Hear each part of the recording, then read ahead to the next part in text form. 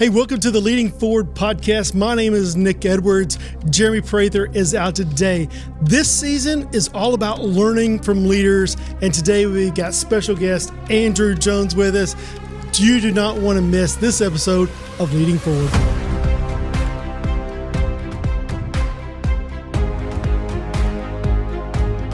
All right, Andrew, man, so glad that you are a part of the show. Welcome to the Leading Forward podcast, man. I'm glad to be here. It is really an honor for you to be here. Let me tell people a little bit about who you are. Andrew Jones is an entrepreneur, leader, family man. He's passionate about his faith, fitness, and building people. Obviously, you're a little bit more committed to your fitness than I am. You've been over a decade of an experience owning and operating a successful roofing company. Mm-hmm. Got a couple different businesses that you run and lead. It's all about hard work, integrity, and genuine relationships. You are a man of faith, and that really drives who you are as a man, as a dad, as a husband, in every aspect of your life. You're committed to personal growth and helping others to reach their potential. Yes, sir. And that's really what we're going to be talking about today, as just learning from leaders. And this is season 3 of the Leadership Podcast. And so season 1 was about basic principles of who it is to be a leader and what it means. And then season 2, we called it the uncompromised leader, and having hard conversations and talking about the tough things. And today we get to sit down, and this whole season is sitting down with leaders just like yourself on what it means to be a leader in the real world. Awesome, man. Well, thanks again for having me. I really love watching what you guys have going on here and getting into it. And y'all pass around so much good wisdom that I would highly suggest anybody subscribe, like, and just get connected with what you guys got going on here. It's been great to watch. Andrew, man, I'm so grateful for your friendship and who you are and what that looks like in my life and the impact that you've had on me. You know, I read a little bit about your bio, but really tell us, who is Andrew Jones? Well, man, first, thank you for saying that. I have really love getting to know you two and kind of working together and to sharpen one another and just grow both in business, in relationships, and our relationship with God and our community, you know. So this is a great thing, and I'm honored to be here for this. But, man, some of the things that have shaped me, you know, something in this past year, something that I learned, that I heard, and I was like, you don't grow on the mountaintops, you grow in the valleys. Yeah, so good. Looking back, I have looked at some of the valleys that I have encountered and experienced over the past recent history even, and I've just been really grateful for the refining moments, you know, that in the moment, in the time of them going on, I wasn't so thankful or grateful and was really kind of questioning a lot of things, but you get through those seasons and man, you just come out sharper. You come out with a new sight and revelation of what God's doing and how you need to navigate through life with Him. And it's just been great. Things lately have been going a lot better and smooth. And, you know, every day has its challenges, but seeking that direction and not leaning on my own understanding for the most part and going His way is what gets you there. Man, I love that we don't learn or grow on the mountaintop, right? The mountaintop gives us a new perspective, a new understanding. It's good to be there, but really on top of the mountain, there's no shelter, there's no protection, there's no nourishment or anything. And so it's in that valley that sometimes we have to go through to be strengthened and really be ready for the next climb. Yeah. And I mean, you get a great view from the mountaintop, but outside of that, it's like, that's where your rewards come from everything you learned in the valley, I believe, as you track that mountain up, whatever situation and season and aspect of life that could be. So I'm grateful for where we're at right now. All right. So who is the man, the entrepreneur, family man? Tell us a little about your family and your business. Ooh, my family. First off, my family, man, they're wonderful. I got a beautiful wife. She is outside of the Lord. She's my sustainer, man. She is somebody who I need her every day to get through the day. She is amazing, and I love her very much. She's there for me in every single way. My 3 boys, I have 3 boys that are almost 17, almost 14, and almost 13. So they keep me busy, as you can imagine. They're involved in about anything and everything sports-wise. And they are also now electrical engineers, it seems like, with all of the e-bikes they take apart and put back together and do their thing on. But they are 3 amazing young men that I am enjoying raising. Probably one of the most enjoyable yet challenging aspects of life right now is raising 3 godly young men, not just boys that are going to raise up and do their own thing and whatever else. But no, family is great. Business wise, though, I mean, if family's not going well, business is going to suffer. I believe if your house is upside down, your business will be too. So I'm thankful that my house is in order, and my business is as well. Got a lot of great guys that I work with, that I trust, that we're a team, and just enjoy. It's really great when you have people who you love working with, because it can be a challenge when you don't. But right now we're in a good place. Got a lot of good things going on, growth happening on different sides of the fence for both companies, and just really grateful for where everything's at right now. Just continuing to press on to grow. You're helping with that a lot, and I appreciate you. And it's just things are good right now, man. Honestly. Yeah, it really is an honor to work with guys like you and businesses like yours that are good and they're successful. And how do we help you get to that next level? Yeah, man. And that's what it's all about. Absolutely. Okay, so what are the two businesses that you run? So first off, I have a roofing company, Abel Solutions. I'd say it's a roofing company. It's residential GC, but we do a lot of work. Been in business for, gosh, I believe actually I say 15 years, and the years and time passes by so often. I feel like I've been saying 15 years for about 15 years now, but I think it's probably about 16 or 17 years been in business now, and it's been going great, man. Everything's been going smooth on the roofing end. There's challenges and changes with the insurance industry and with roofing as a whole and homeowners on if they want to trust you or not, which I completely get. But roofing as a whole has been great and a blessing. And again, my team, the guys that we work with, they're amazing, man. They're men of God, and they're out there not doing a disservice to people by just trying to get in and get out. But we're helping people, trying to do good things and save people money and put a good product on. The other side is my father. Actually, he has a company. It's a commercial industrial company, construction company, and he's ready to hang it up and move on to 18 holes ever so often. So every day instead of every other day. That's it, man. That's it. So and I can't blame him for it. He's almost 70, and I've done that work. I've actually done it hands-on for many, many years when I was younger and even middle age, and just it's a tough industry to be in, but it's a good one, and it's prosperous if you handle it right. And right now everything's going great with that. I'm working and kind of training my brother as well, and he's coming in and killing it, and I'm enjoying that. It's bringing us closer, as my brother, my sibling, and also my father. And don't get me wrong, it has its moments of ruffled feathers, but man, I think that anything that's worth it's going to have its battles and obstacles. Absolutely. And as long as you press through to overcome them and seek what God's trying to show you through those times, man, you're going to come out better in the end. Yeah, I love that. One of the things that I'm working with a couple of different businesses right now on is that part of your success is your succession. And I'm doing some church consulting and working with a church whose pastor's ready to retire, and he's handed it off to this associate pastor. And what does this transition look like? And dad moving into retirement, and you've been in the business but not fully owning the business. And you'd like to think of it as something that it's like, oh, smooth transition here. This is yours, all done. It's not at all. Well, and part of it is, as men, we get to this point of retirement and trying to understand, man, what's my value now? Yeah. What's my role, and what's my value to business? What's my value to the world? What's my value to the kingdom? And all of these things. And so there's this little bit of, I need to hold on to it because this is where my identity and value is. Yeah, I can get that completely. And I see that in my dad, and I understand that. I get it, because you want to hand things off in a healthy way. But you're going to encounter with change, and especially a generational gap. It's like there's going to be some times of frustration, but I think we've done a good job most of the time of taking a step back and realizing, hey, we all want the same thing. We just need to figure out what route we're going to take to get there that we can all come to an agreement on. And I think that's the biggest thing right there is, whether it's building a business from a new entrepreneur, going through the succession, you're good at certain things, but there's certain things you just don't know how to navigate. Oh, yeah. And you need some help navigating those things. And I know that you're going to do a great job. I know your dad's leadership ability, along with his humility to be able to make it happen, is going to be incredible. Absolutely. And he's very gracious with me not knowing what I don't know, and helping along with that. So it's been a give and take situation throughout, but it's going really great right now. Good. So, one of the things that I talk about a lot is that your life, leadership, and business all have to be running parallel tracks. Your life can't be crashing. You even mentioned that, and business be exploding.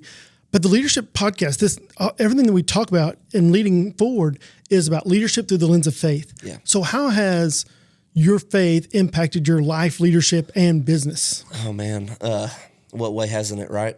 It's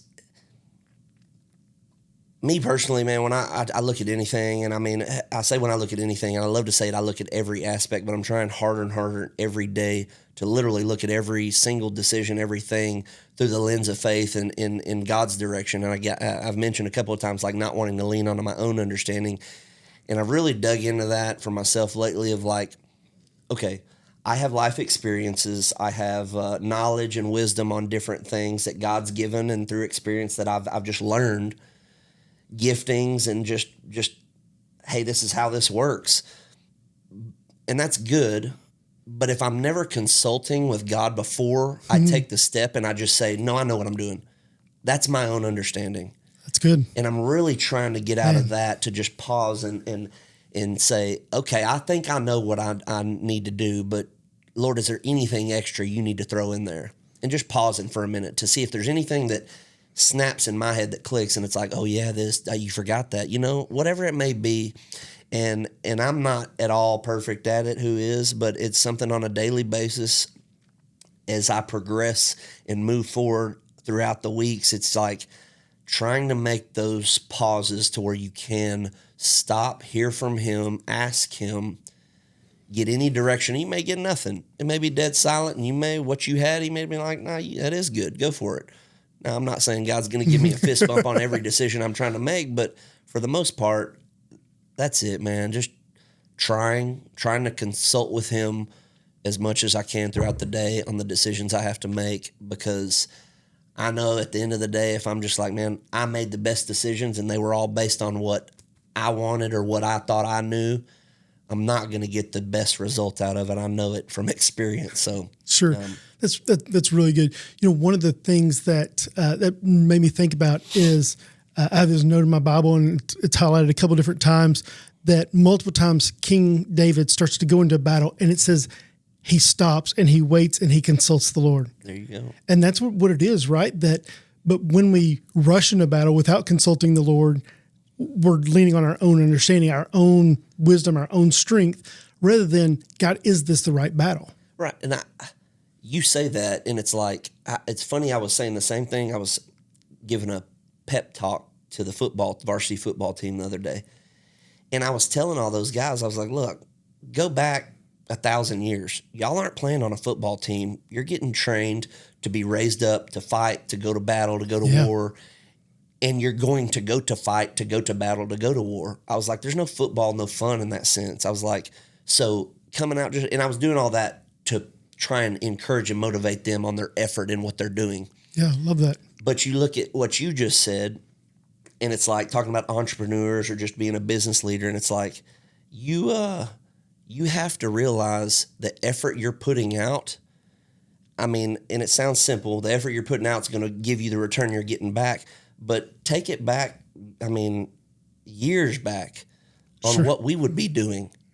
So if we're not willing to go out and put ourselves out wholeheartedly and fight for what we're earning a living for what family we're raising, I mean, we just we kind of become soft as a society because we think, oh, well, we're just working.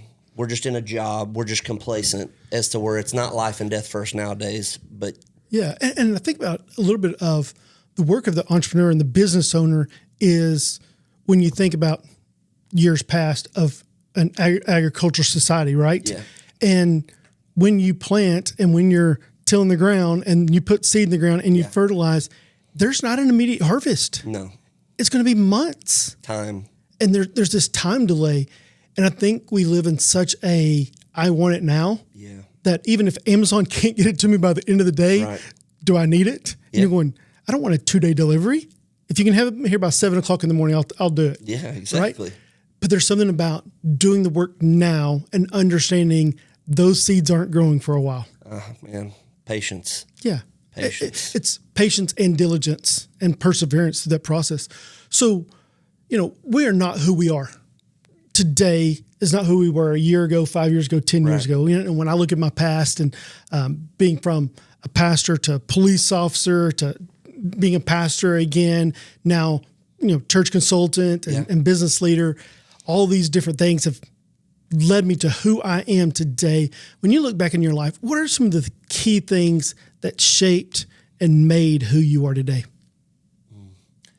It goes back to, I guess, those valleys that I was talking about. And I would say every single situation or season that was difficult, man, I hated going through some of those things. Hated going through some of those things. Questioned God through some of those things. Was mad at God through some of those things. And it just, my relationship with God, I'd love to say I have some crazy, detailed, amazing answer, but it's the constant progress of my relationship with the Lord.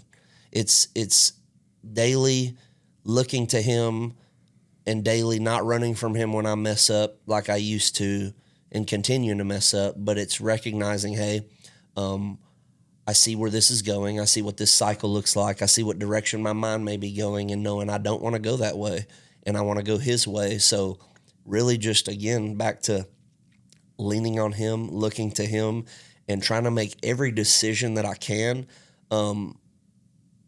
slowly, so that because the quicker I make the decision, the more likely it's going to be my decision. Yeah. So trying to make things slow down and make good decisions based on Him is what's got me to here at this point in time. Just that never dying faith. Yeah, I think it's a little bit of the old adage that slow is smooth and smooth is fast. Yes. And when we slow down and make decisions and we refine the process and we refine our communication with God and we're constant, that slow becomes a very smooth, which becomes faster and faster. And sometimes you got to go, okay, God, I want to make sure I don't get ahead of you. Yeah. Right. And I think that you just said it, man. And that was the thing for me. And I think I had somebody ask me one time, because I was getting sentimental about a certain topic or something, which if you know me, that's almost every topic. But I know you are. He asked me, he's like, man, where does all that emotion come from? Where does all that come from when you talk about that? And I guess at one point in time, and I think I told you this, it's you get to where you're in a place where you're so in motion and you're rolling and you're going and you have faith and you have a relationship with God. And yes, you read your word, maybe not enough. Yes, you go to church. Yes, you're doing this. Yes, you're in God's house or you're in the building. And you kind of almost get complacent in your faith and you get rolling and you're like, you deceive yourself in thinking, I know God's character, so I know what God would want me to do in this. I know God's character, so I know what God would want in this situation. And it goes back to me saying why now I want to consult with Him on everything. Yeah. Because I don't know everything that God would want me to do, and I can assume all I want based off what I think I know about His character. But ultimately, if I stop, pause, and consult with Him and maybe even get in the Word a little bit before making those decisions, I think they'll end up in a lot better landing area than they would if it was just me. Yeah, and I think that just comes from time in the Word, time with God, consistency in that. So me and Leslie have been married 23 years. Yep. Dang, it makes me feel really old, right? And just thinking about that. And one of the things we laugh about with our kids, we'll be sitting at the table or whatever and having a conversation with our kids, and we'll both start to say the exact same thing. Oh, and we kind of laugh. And what that is I've spent so much time with her. I know her answers. I know where she's going. I know how she thinks. Yeah. I'm probably a little bit more predictable than she is, right? Yeah. And she's a lot smarter than I am in every way. But because of that connection, I know the direction. I know how she's thinking. And when I start making those assumptions is when we get off track. That's a great example. Yeah. So, apply that to my marriage at home, actually. So, when I think about my life, I remember a couple times. I remember a specific time. I was a Dallas police officer. I remember a cold, rainy night. Nothing's happening. I'm sitting in South Dallas. It's 2:00 in the morning. And I'm sitting there in my squad car. In those conditions, you just kind of sit and try to avoid being in an accident or anything else. And I remember just crying out to God and just going, God, why in the world am I here? Why am I in a Dallas police car at 2:00 in the morning, sitting in a cold, rainy night? Yeah. I know you have a different calling. And I remember the emotions that you were talking about. I remember the pain and the confusion and the unknown.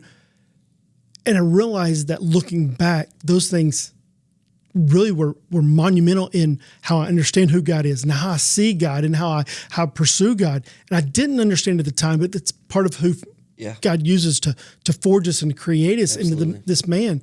And so looking back, those pain points were really parts of the journey that I'm very grateful for today. Absolutely. So are there times that were very difficult seasons that you look back and go, man, I'm grateful for what God taught me during that season of maybe business or life? Oh yeah.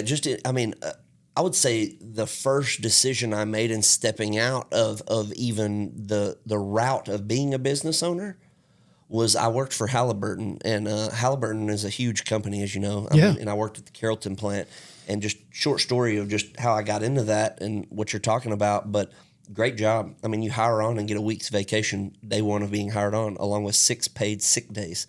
Most people look at those benefits. You get health insurance as soon as you're hired on. I mean, they didn't let you work hard. You couldn't lift over 20 pounds because of their safety requirements. I mean, you weren't allowed to break a sweat because it might drop on the floor and cause a slip factor. That's how safe they were.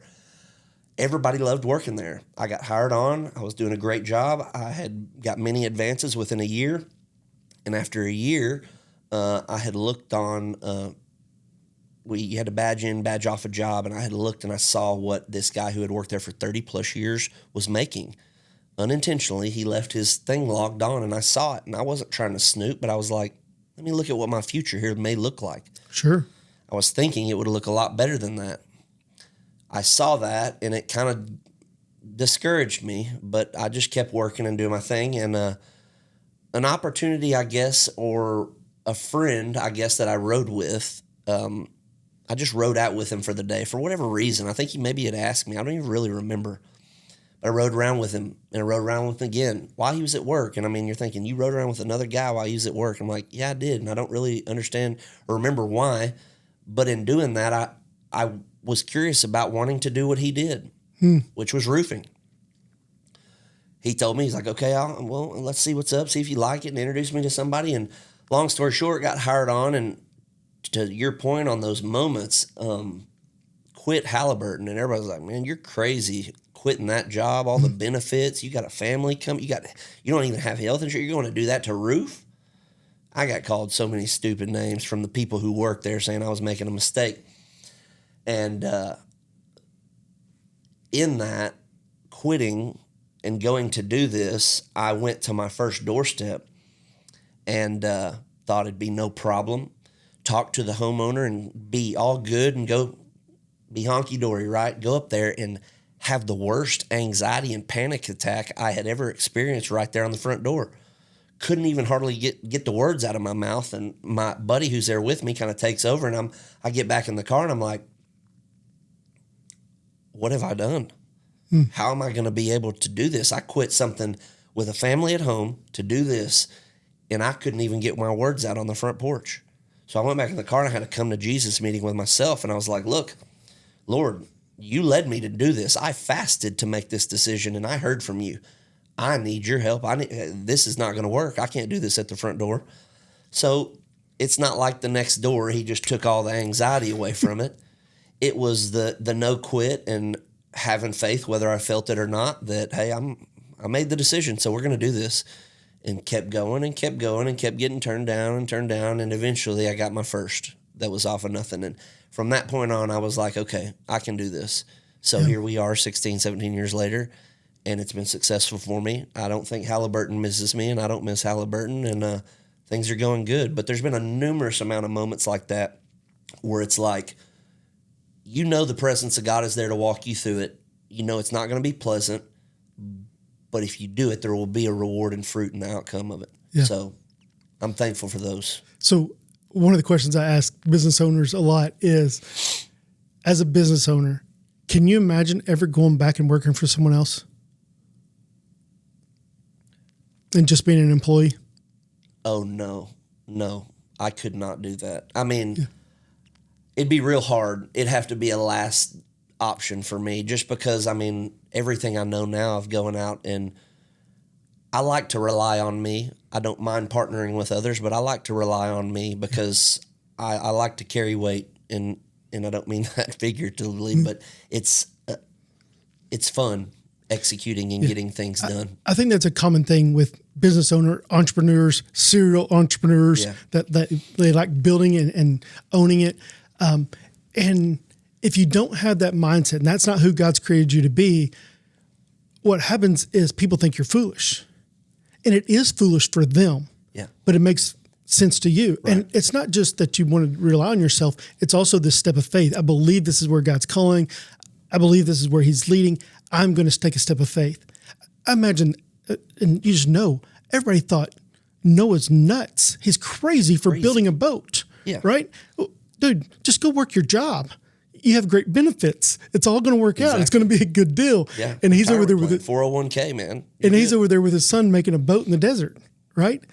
And now looking back where you are, that you didn't have a 30-year career. You're 15, 16 years in. Right. But I would guess you're so far ahead of where that old man was when you looked at his records. Oh, my gosh. Yeah. Oh, my gosh. Like year one of changing, I was above where he was at. So I'm thankful for it. I'm thankful for following the trail that God left me to follow. Yeah, love that.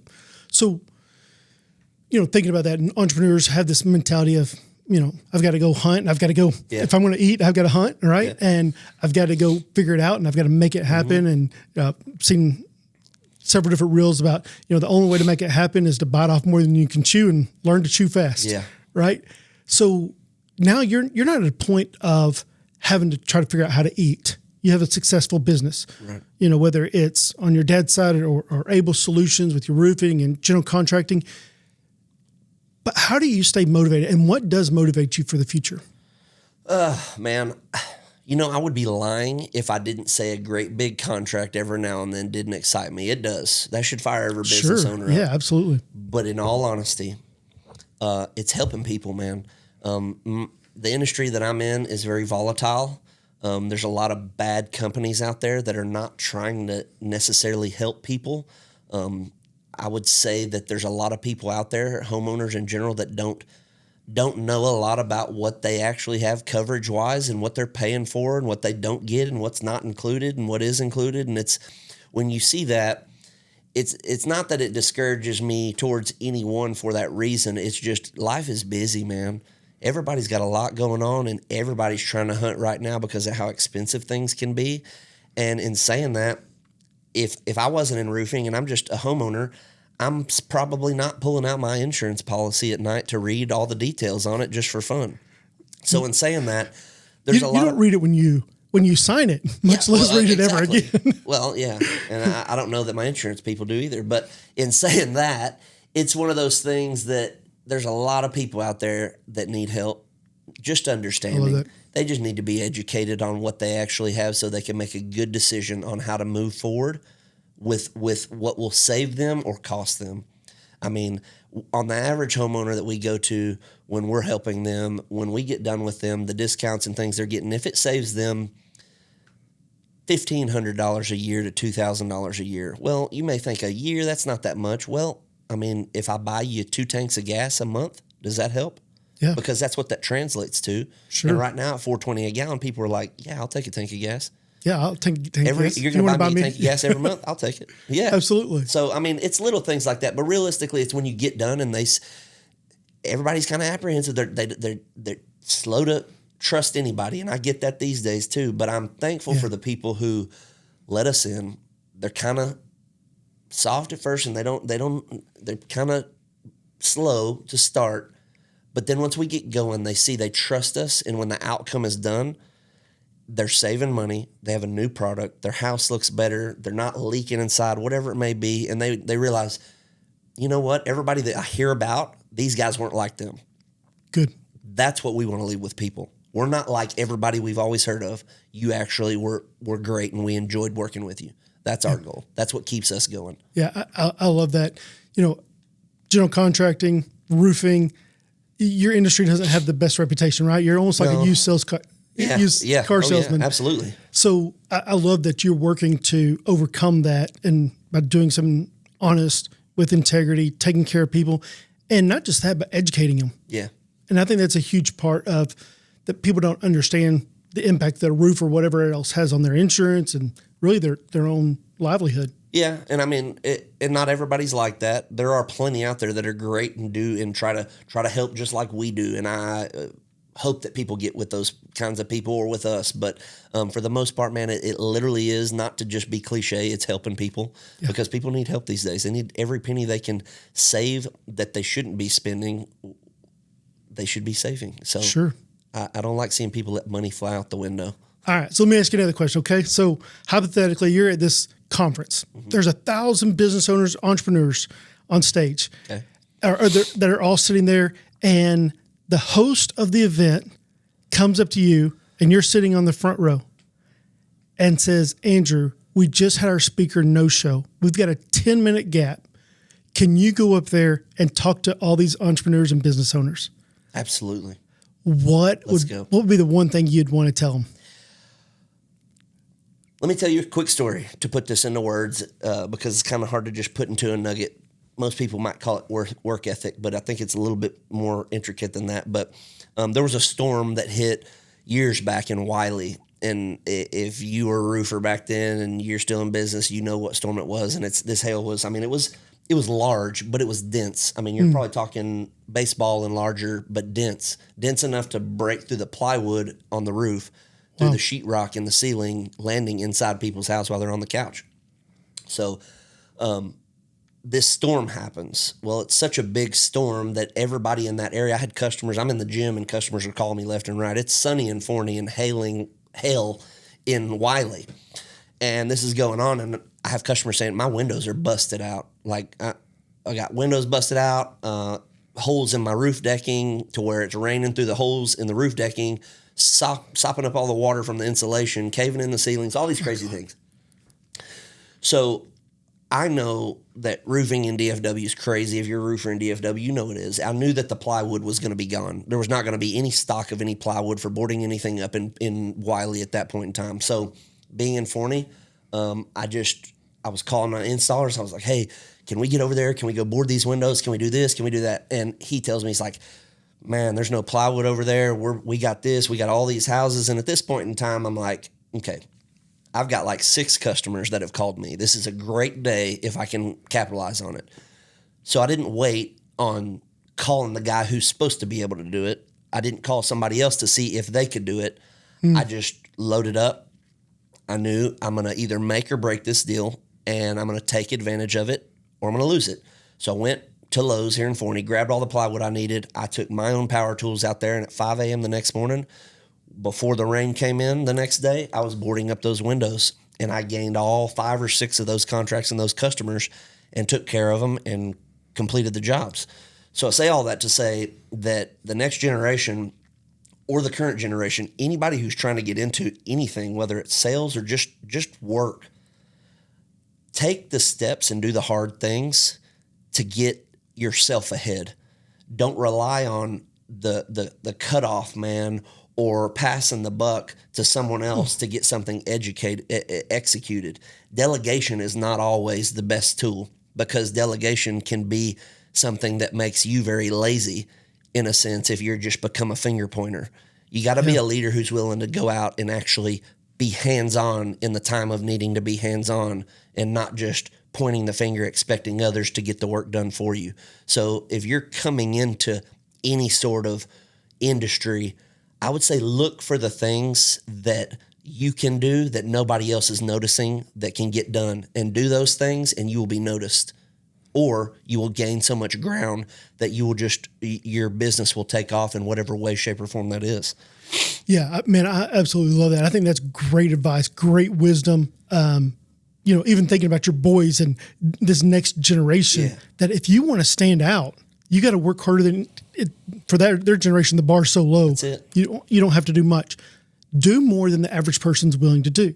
And if you want to stand out in business, you want to gain new business, gain new ground, be willing to do when everybody says, here's the hurdle, we can't do that because of X. Find the solution. Yeah. And make it happen. You said if you want to stand out, you got to stand up. There's a lot of people, I guess, that are sitting down there and are easy to dial a cell phone number and try to get something executed and won't get up and go get it done for themselves. And I would say for those who are willing to get up and go get it done themselves, when something doesn't work out smoothly, if you can take it up and go run with it and knock it out and execute it, that will bump you up tremendously and quickly too. Yeah, I love that. Delegating, creating systems, and creating process is good on the average Tuesday. Absolutely.